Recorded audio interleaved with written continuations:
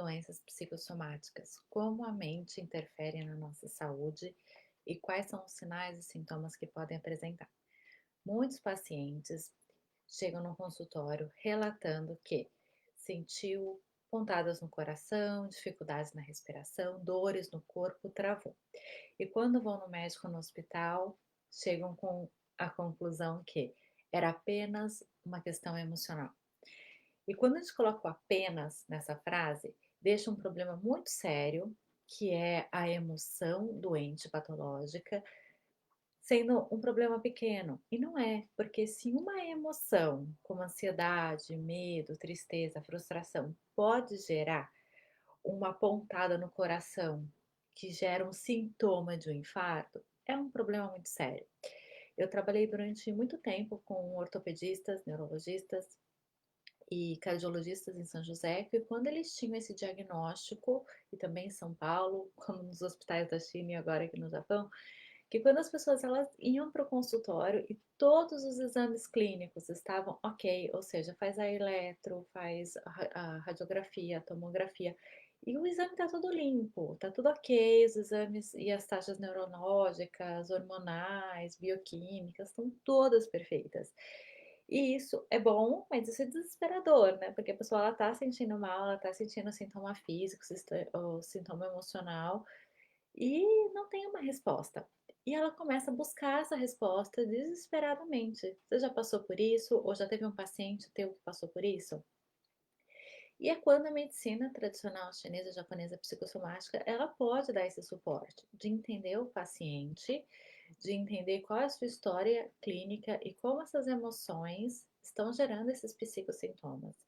E esses sintomas, conforme nós vamos entendendo, elaborando, conhecendo o paciente, entendendo o seu histórico clínico, entendemos o que significa esse sintoma, essa dor e o que está levando essa pessoa a estar sentindo essa doença emocional, que é muito séria.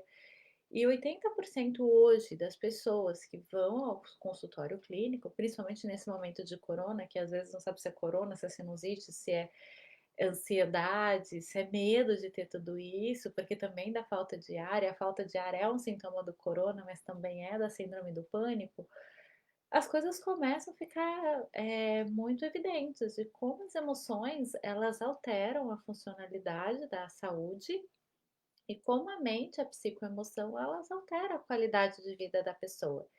E colocar essa frase é apenas um caso de estresse ou é apenas um processo emocional, tira o tamanho desse processo e a responsabilidade de tratá-lo. As questões emocionais, elas estão aí para a gente poder olhar, para a gente acolher, para a gente fortalecer a pessoa, desenvolver a inteligência emocional, liberar as emoções tóxicas, reorganizar essa pessoa, essa rotina, essa vida, para que ela tenha uma saúde emocional, uma saúde física e bons hábitos.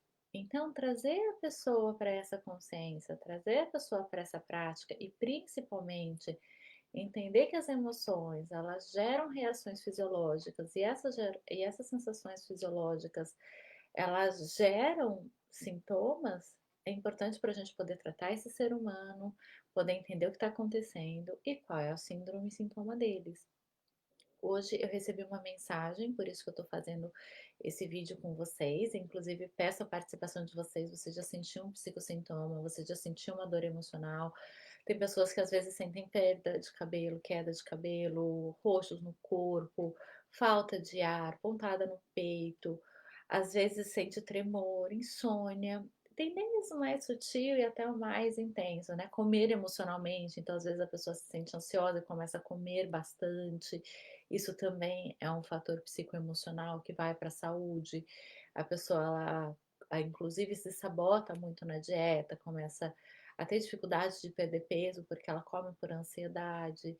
Então, as emoções, elas fazem parte da vida humana, da nossa vida e da nossa rotina.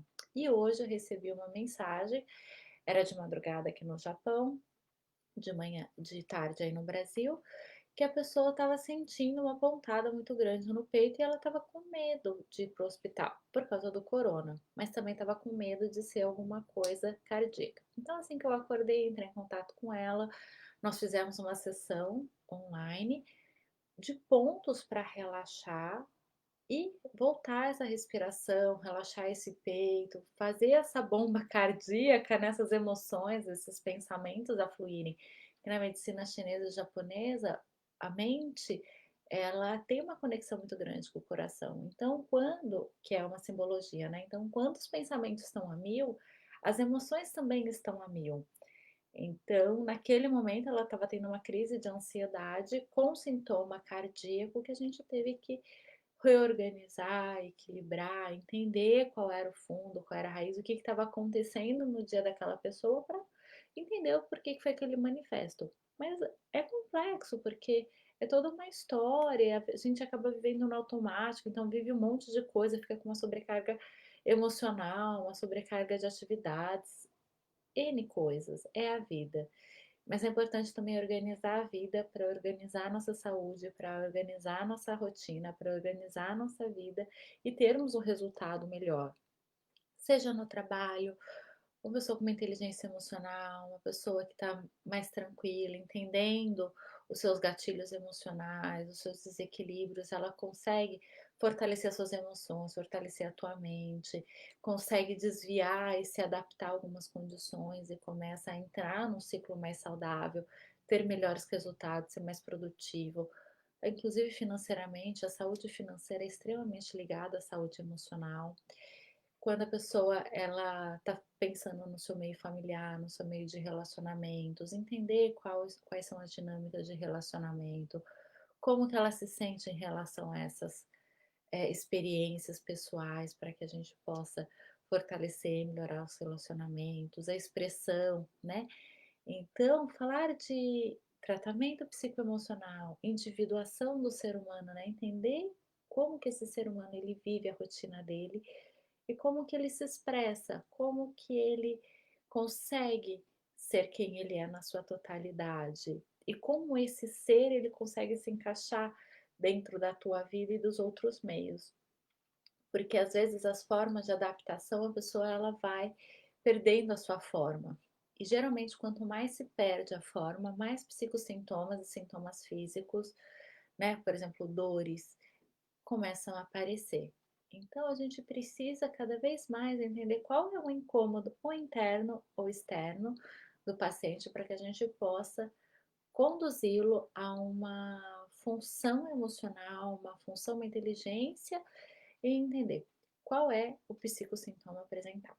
Você já sentiu dor emocional? Você já sentiu alguma tensão? Você já sentiu algo que você pensou que fosse uma doença física e depois você entendeu que era uma doença emocional?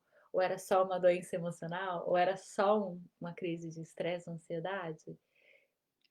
Podem me mandar mensagem que eu acho muito importante a gente falar sobre esse assunto e como é importante abordá-lo. E como que nós realizamos o tratamento, né? Que é muito importante. Através da meditação Mindfulness, que trabalha o controle das emoções, e inclusive nós temos um workshop sobre esse tema. A cura pela emoção, que é um processo de entender os padrões tóxicos e construir padrões saudáveis.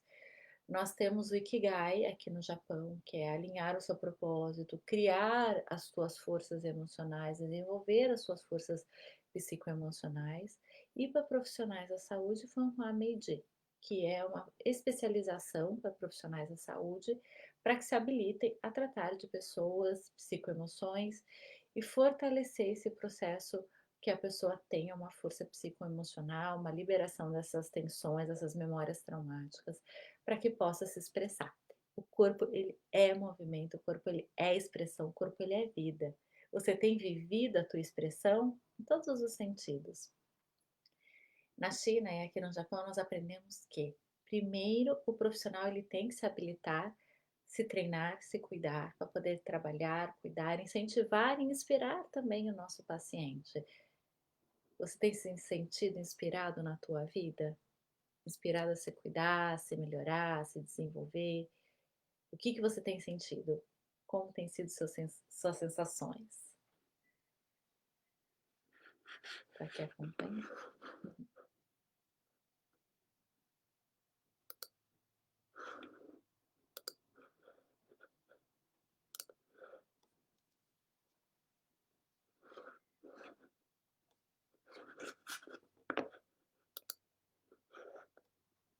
E quais são os principais psicossintomas, inclusive que se gera durante as questões psicossomáticas, né? Nós temos 5 principais. O medo, que gera paralisia, que geralmente a pessoa sente dores nas costas, sobrecarga das responsabilidades, né, que trabalha com o meridiano dos rins, aceitação familiar, o complexo entre eu e a família. O segundo é a ansiedade, é o cardíaco, é o amor próprio, é o processo de aceitação e o alinhar o pensamento com as emoções. Gera palpitações cardíacas, pressão no peito. Insegurança trabalha com a respiração, a dificuldade de respirar, a falta de ar, então a gente vai buscar cada vez mais buscar o ar dessa pessoa, buscar a vitalidade, buscar a sua totalidade e integrá-la nesse teu meio, né? A infertilidade, a dificuldade de engravidar, o controle da libido. Muitas pessoas têm uma baixa libido em relação aos seus processos psicossomáticos. Isso é extremamente delicado, porque a libido, ela é uma energia interna de realização, seja sexual, seja para a vida. Do que a pessoa tem vontade, tem prazer, tem sonhos. Então é uma energia, é uma psicoemoção, é um hormônio, inclusive, né, do homem o testosterona e da mulher a progesterona. Então, são hormônios importantes de estarem em movimento e quando não geram doenças, questões, impotência, baixa fertilidade, várias questões nessa região tão bonita que deveria estar em manifesto em movimento. Ah, quais outras emoções que vocês têm interesse de saber?